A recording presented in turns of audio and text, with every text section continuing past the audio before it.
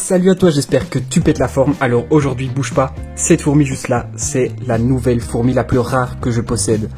Donc cette fourmi mesure plusieurs centimètres, elle est juste énorme. Sa piqûre destructrice peut faire vraiment des gros dégâts. Et tu peux voir, sa coloration est juste dingue. Alors j'ai 2 ouvrières, donc en plus de la reine, ainsi que 4 cocons. Et donc 2 petites larves, enfin 2 petites larves, entendons-nous, elles sont déjà très grosses quand même. Alors voilà. Ici, je te parle de cette nouvelle espèce juste folle. C'est Myrmecia nigriceps. Donc voilà, cette fourmi qui est juste incroyable. Je te la montrerai en macro juste après. Même si honnêtement, vu sa taille, voilà, ça va être vraiment juste énorme. Alors voilà, cette fourmi me vient de chez Ment Ant, donc un particulier que tu peux retrouver sur Instagram. Alors je te mets donc le lien donc dans la description de son Instagram. Et voilà, je t'ajoute une petite photo ici. Et on va parcourir juste après donc sa liste d'espèces pour le moment de vente. Donc voilà, tu pourras voir un petit peu ce qu'il a pour le moment. Alors ici, sans plus tarder, je vais passer en macro pour te montrer un peu cette fourmi de plus près. Et voilà donc en macro, alors tu te doutes, vu l'état du tube qui est assez crade, eh ben elles vont pas rester dedans longtemps, hein. J'ai déjà préparé le setup, je vais les déménager avec vous. Alors ici à l'image on voit la reine qui est en train d'essayer de piquer le coton, donc c'est un truc de fou, hein. Elle se déchaîne dessus depuis tantôt, elle a vraiment hâte de sortir j'ai l'impression. Et on voit un petit peu donc la première ouvrière ici et la deuxième là-bas, avec les cocons. Et puis là-bas derrière, hop, on voit déjà une des 2 larves, et là en dessous tu peux voir que j'ai une nymphe. Donc voilà, c'est une espèce qui fait normalement des cocons, hein. Ça doit être une nymphe nue due à l'excès d'humidité, hein. Donc voilà, le tube est vraiment sale. Mais en fait on voit que c'est fort humide, donc à mon avis voilà, il y a eu une petite inondation pendant le transport, hein, donc voilà, c'est pas trop grave, rien n'est perdu. Donc voilà, je vais rapidement les déménager et puis on verra ça de suite. Donc ici la nymphe nue, pour moi elle n'est pas perdue du tout, hein, elle devrait sûrement naître dans les prochains jours, parce qu'on voit que la fourmi est déjà très bien développée, donc je ne me fais pas trop de soucis. Alors là, regarde-moi ça, c'est juste fou furieux ce regard. Alors, honnêtement, ça en plus grand, j'aimerais pas me retrouver en face, hein. Donc déjà celle-ci, donc faut bien vous dire que c'est l'ouvrière. L'ouvrière, vous voyez, elle fait déjà 2 cm, et c'est les premières ouvrières, donc elle fait minimum 2 cm, hein, clairement. Donc ici, voilà, c'est les premières ouvrières, hein, comme je le disais, la reine est juste énorme, donc les ouvrières qui vont suivre vont être encore plus grosses. D'ailleurs, on peut voir, faut savoir, donc la fourmi, elle est un peu recroquevillée. Donc là, on voit bien, elle est recroquevillée dans son cocon. Et faut vous dire que le cocon ici, hop, le cocon ici, il fait la taille de l'ouvrière là, alors qu'elle est dépliée, on va dire. Donc la fourmi qui est ici va vraiment être bien mastoc. Donc ça va être très très impressionnant. Donc voilà, mon setup est prêt à côté, donc je vais essayer de les déménager et puis de parcourir ça avec vous, hein. Je vais essayer de les nourrir et on va voir un petit peu ce qui se passe dans la colonie. Donc voilà, cette espèce, juste un truc de fou, hein. Donc je remercie encore Ment Ant, hein. Franchement, tu peux aller voir donc sur mon Discord, je vais te mettre le lien donc pour accéder à ses profils, etc. Et donc sur ce petit partenariat. Je vais également te mettre sur Instagram un post ainsi que des stories, hein, donc il aura droit à sa story à la une comme tous mes autres partenaires. Donc voilà, ici c'est franchement une fourmi, c'est un monstre, hein, donc on les appelle les fourmis bulldog, c'est vraiment pas pour rien. Donc voilà, ici c'est la première Myrmecia que je vois en vrai, hein, donc voilà, je suis totalement transparent avec vous, je n'avais jamais vu de Myrmecia. J'ai déjà vu des Dacétones, j'ai déjà vu des Odontomachus assez rares, des Astatus, etc. J'ai déjà vu tout ce qui est coupeuse. Donc voilà, des Paraponera, déjà vu, Arpegnathos saltator, déjà vu, mais Myrmecia, j'avais encore jamais vu une seule espèce en vrai. Et là, franchement, c'est juste un truc de fou furieux, je suis aux anges. Alors voilà, je vais passer donc sur le petit setup pour essayer de les déménager. Alors voilà le setup, donc comme tu peux le voir, je leur ai mis un petit écorce avec le tube en dessous, voilà, et donc le couvain, donc un nouveau tube, hein. Alors là je viens de faire quelque chose de très dangereux, moi-même j'ai pas fait gaffe, non, ce que j'ai fait là, mettre ma main, faut pas le faire, voilà, moi-même je sais pas ce que j'ai foutu là. Je rappelle que cette espèce peut piquer et ça peut notamment être assez dangereux si vous êtes allergique, donc faut faire très attention vraiment. Ici je l'ai ouvert parce que j'ai remarqué qu'elle ne monte jamais aux parois, donc on peut voir la reine là qui essaye de monter, bah elle y arrive pas. Et là, je leur ai mis un peu de liquide sucré à la pêche, donc pour leur faire récupérer un peu du voyage, on peut voir que la reine et une ouvrière y sont déjà. J'ai également mis un grillon, donc le grillon il se cache dans l'écorce, hein. Donc voilà. Hop, franchement une espèce juste magnifique, hein. Donc je sais pas si on se rend compte vraiment, mais enfin, on peut voir la fourmi elle fait 2 doigts quoi, c'est juste énorme. Et donc là encore on se rend pas bien compte, je vais vous montrer, comparé à l'arrière d'un crayon. Comparé à l'arrière d'un crayon, voilà. C'est juste énorme, il faut se dire qu'elle est un peu derrière la vitre, donc ça paraît plus petit que ce que ça ne l'est encore en réalité. Hop, et voilà, là on a directement les 3. Je vais essayer de refaire sortir le grillon tant que je peux alors. Hop, voilà, le grillon est ressorti. Malheureusement il est ressorti dans mon truc où je filme, alors je vais le rattraper. Hop, si j'y arrive.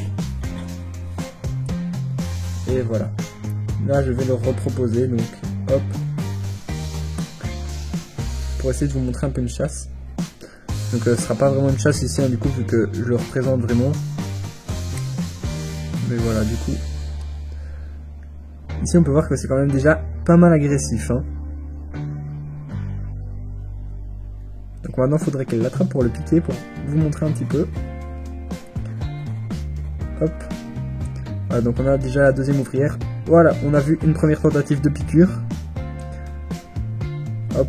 Est-ce que Madame la Reine prendrait?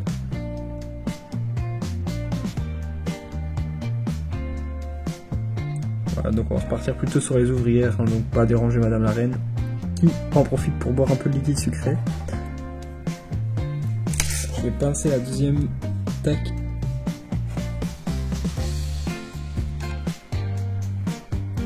Voilà, donc ici ça malheureusement pour les grillons, il y en a qui disent que voilà faut éviter, etc. Alors personnellement j'ai pas du tout cette philosophie là, je me dis les gars c'est la nature, c'est le même principe que pour nos reptiles, hein, donc les reptiles on donne les grillons vivants, hein, donc la plupart, tous en fait ne les prennent pas morts, donc voilà, il n'y a pas de choix, c'est la nature, dans la nature c'est comme ça que ça se passe, donc voilà. Malheureusement pour eux, ils n'ont pas trop le choix. Donc voilà, je vais le laisser, hein, de toute façon il sera certainement très vite consommé, donc pour les 2 petites larves.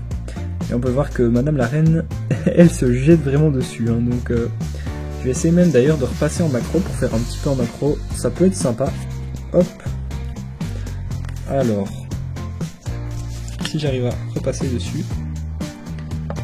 Ouf, non, à travers le plexiglas, malheureusement ça fait pas du tout une bonne qualité. Et je ne me risquerai pas trop à mettre le téléphone dedans pour filmer personnellement, donc voilà. Je ne vais pas rester sur la macro, hein. Voilà, donc là, ça fait déjà une bien meilleure image. Hop, comme ceci. Donc, franchement, cette fourmi, c'est un monstre, elle est juste énorme. Donc, et on peut voir l'autre qui est là, qui observe vraiment, hein. Donc, je rappelle, elles ont une très bonne vision, donc c'est pareil que Harpegnathos. Donc elles nous voient clairement, hein, elles ont conscience de leur environnement. Donc ça c'est pas donné à toutes les fourmis. Donc comme je le disais, c'est vraiment ma nouvelle espèce la plus rare, hein, donc jamais une espèce aussi rare, franchement australienne. Donc en australienne j'ai déjà eu la Retidoponera metallica, malheureusement donc jamais réussi à avoir d'ouvrière. Et là je suis en train de remarquer que j'ai un petit acaré, hein, dans les fourmis. Alors je vais très vite traiter au taurus, hein, comme j'ai montré dans la dernière vidéo, j'ai commandé du taurus, alors je vais en profiter, elles vont en avoir directement du taurus. Donc voilà. Je ne vais pas trop m'attarder, hein, là je vais plutôt revenir en grand plan comme ça. Et je vais parcourir donc avec vous les espèces. Et voilà, donc on va parcourir ensemble donc sa liste qu'il m'a envoyée.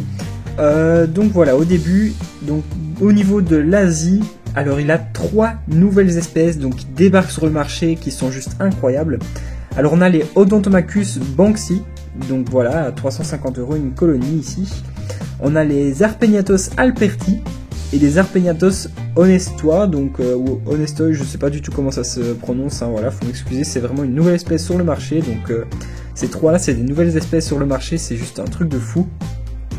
Alors on continue, après on a les Camponotus singularis, hein, donc en plus classique au niveau des géantes, hein, on va dire. Après donc on a des Leptogénis, donc 3 couleurs différentes, donc 3 espèces différentes. Des Cotolacus, des Anochetus, des Myrmoteras. Donc voilà, tout ça, ça reste du classique. Donc en américain, on a des Pogonomyrmex rugosus et barbatus, donc des colonies chacune.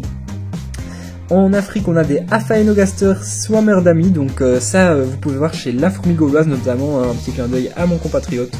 Donc voilà, lui, il a 2 belles petites colonies, donc ça, franchement, c'est assez sympa.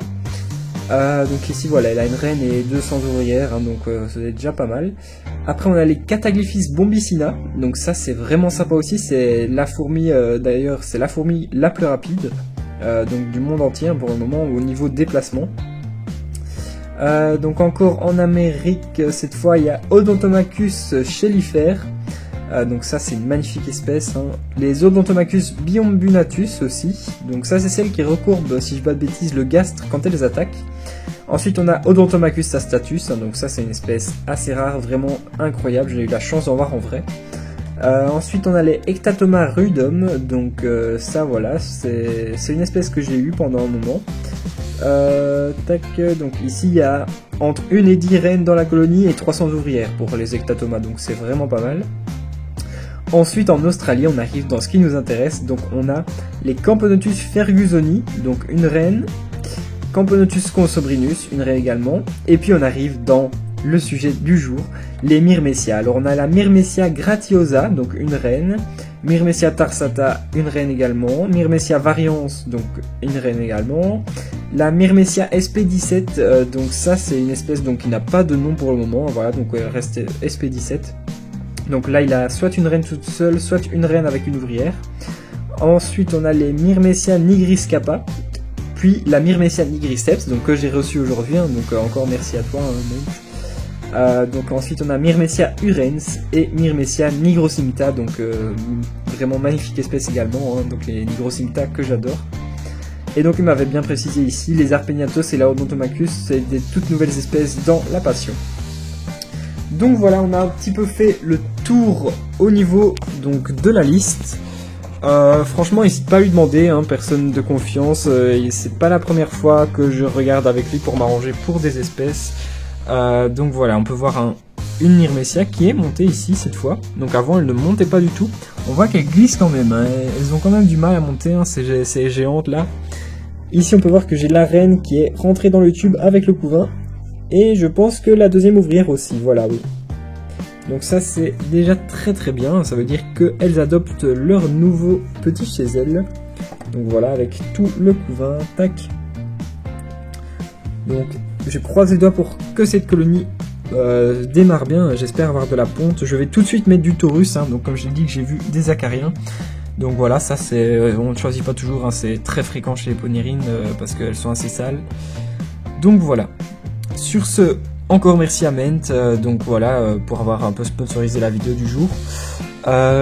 Donc je vous ferai un suivi très régulier d'elle, hein, je pense ça va devenir vraiment une des nouvelles chouchoutes de la chaîne, hein, donc une fourmi aussi rare, vraiment aussi incroyable, ça se loupe pas.